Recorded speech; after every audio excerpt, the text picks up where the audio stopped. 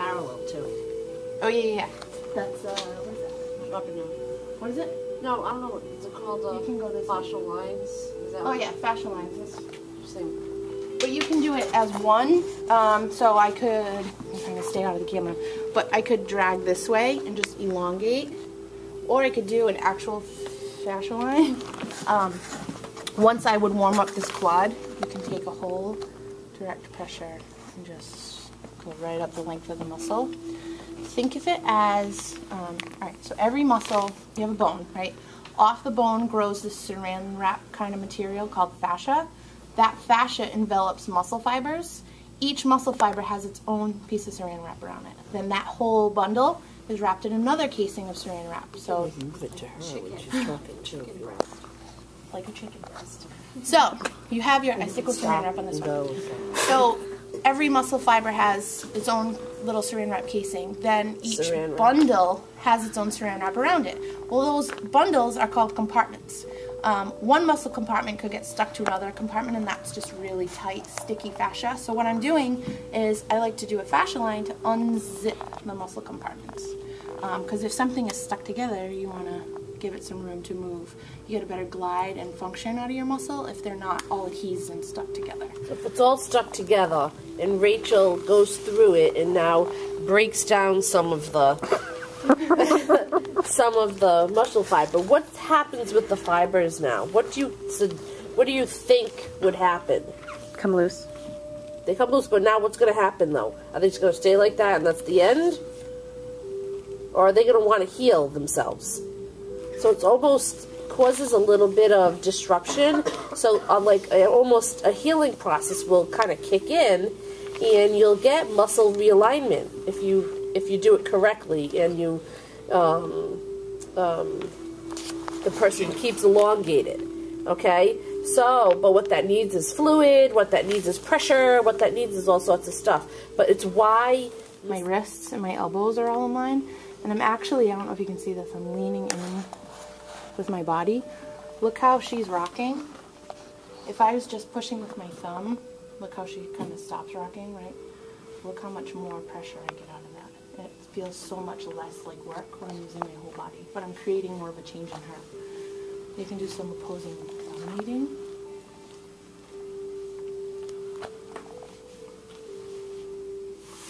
You can also interlace your fingers. And I say squeezing the heel like a lemon.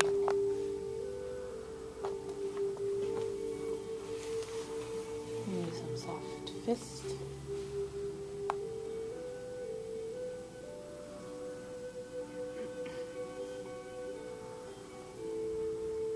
Melanie, why don't you stop with the whole flow of relaxation? And the more detail I think you can create in a massage, the greater the relaxation effect is, because it's not this mundane, you know, push or flowy stroke. So what I like to do is I like to rest their foot right up against my shoulder here and my pec, and sometimes this table is really high for me, but Sharon's a helper, so she will always hold her leg up all the time. So the way like that, she'll constantly be like this. So what I always try to do is I have them relax their leg back like I'm a really tall bolster, and that way they don't feel the need to help out, which makes their tissue really soft. But you can do this nice lifting and kneading. Okay. And the thing about gastrocs, calves, they get really tight. So what I like to do is just a nice firm line of pressure called a fascia line. We're just dividing the sticky fascia in between, right down between the two muscle bellies.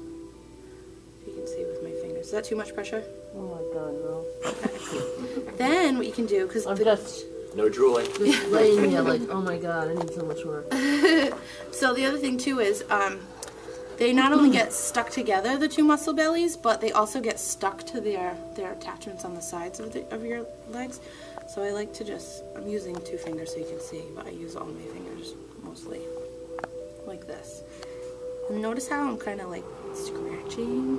I'm not scratching her skin, I'm kind of frictioning what's underneath. Same thing over here. Just enough to lift it off. The other thing you can do is do this nice, for people who have swollen legs. Sharon's not swollen at all.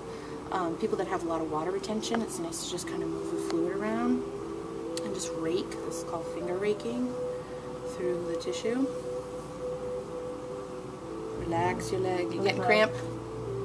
Are you cramping? No, I'm good. Okay. Then relax your leg. Push it. Cramp. You are cramping.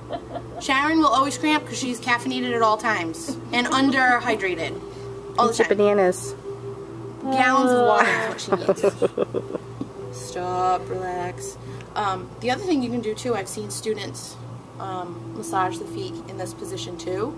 And it's always nice to just kind of bend the leg where it feels comfortable and rock it down. I move the bolster because I'm rather blessed in the derriere department, so. Can you show that rocking motion? Sure. So Bend once you leg. have their leg up, Yeah. rather, you know, and I've Nice come to the stretch on side of the, front, yeah. I've come to the side of the table. We don't talk about stretching yet. Relax, Sharon. So she's here. You don't have to sit, but if you want to sit, instead of just being like, all right, I'm done. I just feel like if you're supposed to be sing-songy in your motions anyway, I just got done doing this great work. Why not just? So we talked about Tai Chi Feels like good. movements. Okay, it's just a little added detail to make it a little more massagey. So then one final effleurage to flush everything out, and then redrape. I want to talk about timing because massage is also about time management.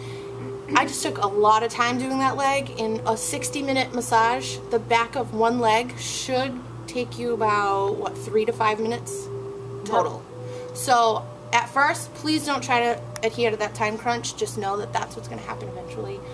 Once you perfect your sequence, however you want to do it, or your techniques on one limb, then worry about time management. For now, just get the stuff down until it feels right.